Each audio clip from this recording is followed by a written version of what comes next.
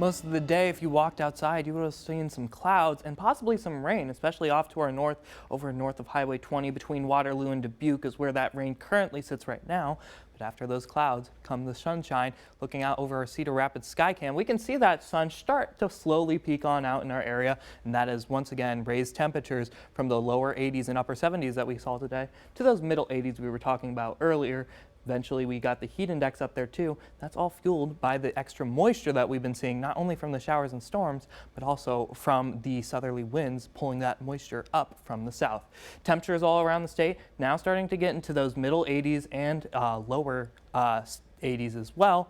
We could see possibly over off to our west some slight delay in the warming just from those showers and storms that have moved on through. But for the most part, I think almost all of the area has increased on the humidity as well. Temperature dew point values of 10 to 15 degrees above normal, making it feel extra sticky out there. And it's just going to continue to stay humid as we go throughout the rest of our overnight and evening hours. Up in our north, we could see temperatures drop only down to the upper 60s compared to the lower 60s that we've been seeing the last few days. Definitely something you don't want to turn the AC off for. Down to our south, temperatures will stay up in those 70s.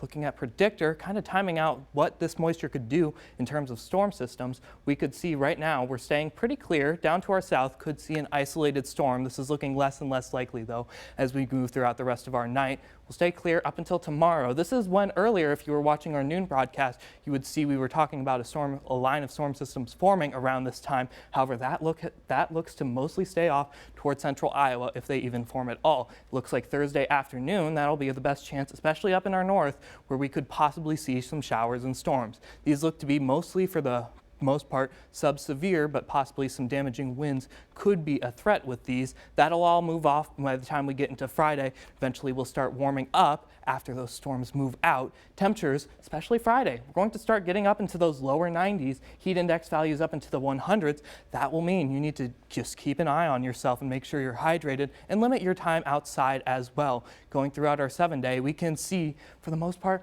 we're going to keep those warm temperatures up until the weekend. That's when a cold front will start to move on through. Then eventually we'll drop those temperatures down into the mid 80s.